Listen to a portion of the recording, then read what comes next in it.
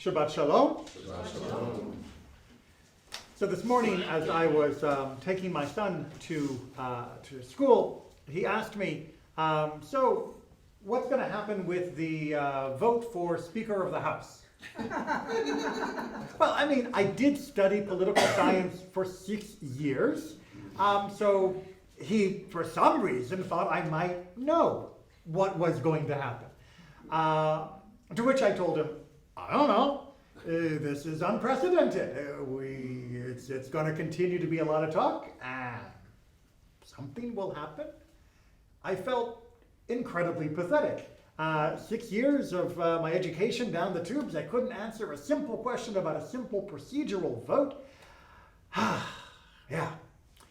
But I can't blame my teachers, because my teachers did actually make it very clear that we are not prophets. I can't say we, I'm no longer in political science, but that if you are a political scientist, you are not a prophet. You have perhaps the ability to maybe put together a certain amount of probability and degrees of confidence about maybe what might happen, kind of, on the grand scheme of things, taken in the aggregate and the final analysis, but on each individual detail, on how this person might vote or that person might vote, or what's going to happen when something goes slightly different than what the statistical model has suggested it was going to do, well, then all bets are off.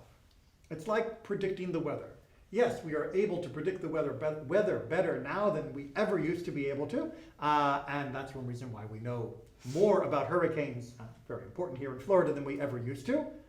But there's still a really big whopping cone of probability right up until the time when it actually rolls over your neighborhood. And that's not the fault of science. That's because life is inherently unpredictable. And in the granular level of life, we don't know which way each individual wind will blow. We don't know the way each individual human will act. Which is why it is very surprising in this week's Torah portion of Vayechi that Jacob is able to give accurate predictions for all of his sons. He is able to state not just what their life will be like, but more importantly, able to look in the distant future, 1,000 years past where he lives there in Egypt at that time, to what will happen to each of the tribes in due course. Political scientists were never able to predict 1,000 years out what was going to happen. Imagine a political scientist back in the year 1023 trying to predict what it would look like in 2023. Not a chance. So how did he do it? What was his magic trick? How was Jacob able to know what was coming?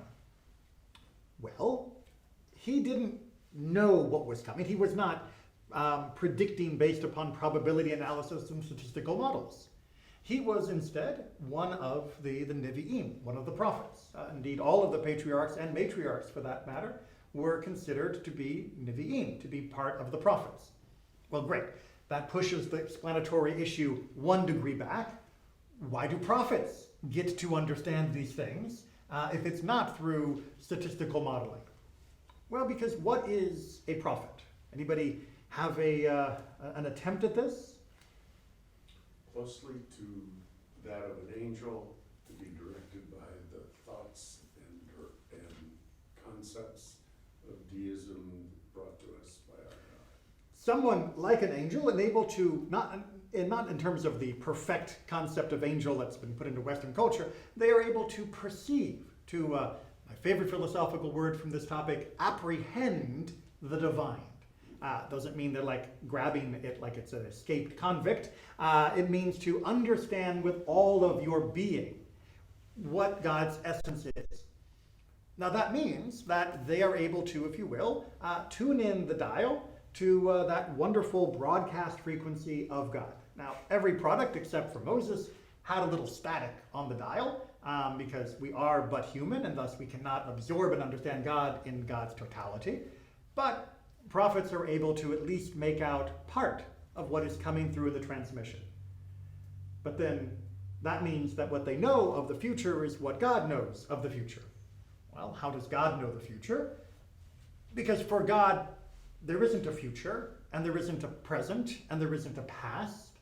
There is just God. and total existence and total awareness of all of existence. The beginning, the middle, and the end are identical as from God's point of view. Now that kind of hurts our mind because we're humans. If you imagine it, for those of you who still remember such things, those old film reels that you might have seen where they had the entire movie on a giant wheel. Well, the entire movie is right there, and if you were able to see all of the frames from beginning to end simultaneously, you're getting an inkling of what it looks like for God when God examines all of creation simultaneously. All of the frames are there, even though for most of us we have to watch them flicker by one at a time. Everyone with me so far? This is the part where usually it starts, getting the glazed look. I want to double check that. Okay, because that brings us up to the big question of the night. Yeah, we're only building up to the big question. So does that mean we're all stuck in a movie? And since God has already seen the end, my role has been scripted?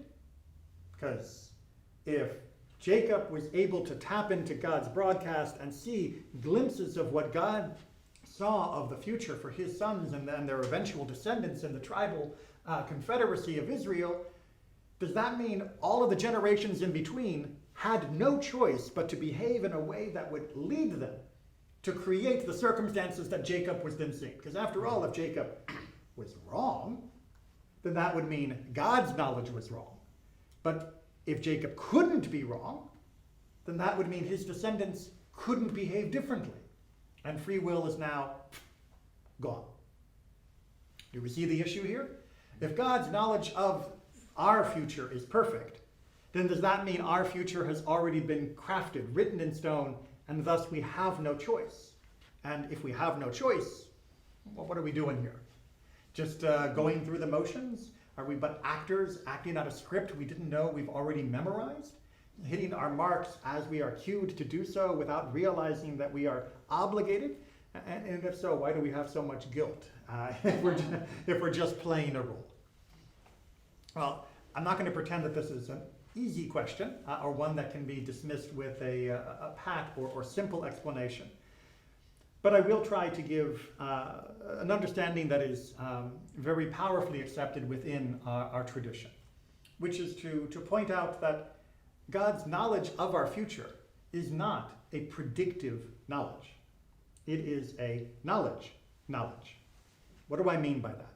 Well, a predictive knowledge would be like a political scientist, sitting back, analyzing the data, checking all the information, doing surveys. Oh, I hated doing surveys, and all of that sort of thing. And then once you have calculated it, you come to a degree of confidence. I am 99.9% that the new Speaker of the House is going to be, boom. And then if it happens, you were right. If it doesn't happen, you were wrong. And it's okay, you can probably still get your funding either way it goes. Very important, funding. Well, predictive knowledge, if it is 100% right, always, does indeed imply that there is some lack of free will. If I cannot be wrong, if every prediction I make is absolutely right, literally down the line, 100%, no chance for error, and yet we are sharing the same space and time simultaneously, then yeah, I must be pulling some ropes behind the scene to force you to fulfill my predictions. Because there is no other way for me to be 100% correct. It's simply not physically possible without me manipulating the systems around me. But if I tell you what happened yesterday, for example, if I tap into, and I'm not going to, don't worry, tap into your security camera footage from your doorbell or your house set camera, and I say, oh, by the way, yesterday I noticed that you got a package from Amazon. Well, I'm 100% right, assuming you did. Does that mean I made the package show up at the time? No. You did. You ordered it. The Amazon driver made the decision. Jeff Bezos played his part, I'm sure, if only to take a percentage, and made sure that this would come to be. Does that mean I had control? Absolutely not. Is my knowledge correct? Absolutely. That is more of God's knowledge. God has seen what we are doing. God has seen what we will do, but for God it is not God's future, it is God's not even past, it is just the existence that's laid out in front of God. Therefore, we create the future that God is aware of and to which the prophets have access to. Right? Our choices have already crafted the future if you're looking at it from God's point of view. But they are still our choices. We have made the movie strip together with everyone else around us, and God may be privy to the end of the movie in a way that we are not, but we still wrote that movie together. We still made it.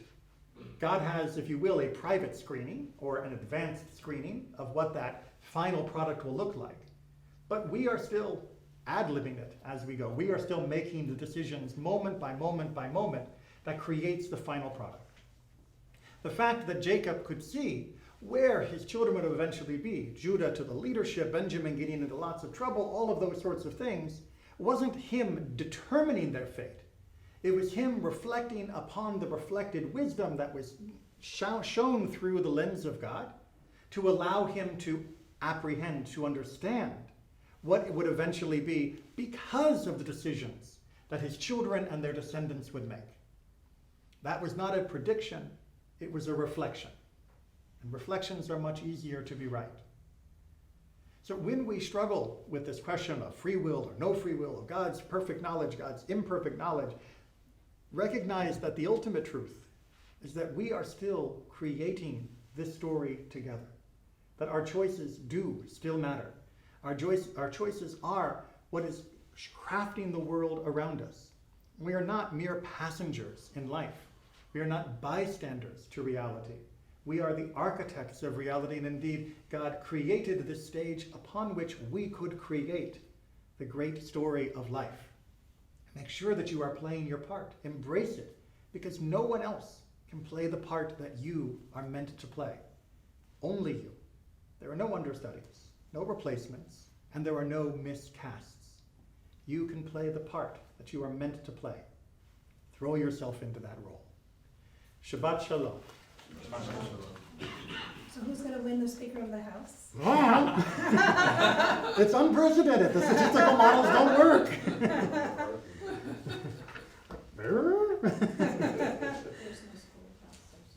Schoolhouse rocks for that one. There's no schoolhouse rocks for this one, no.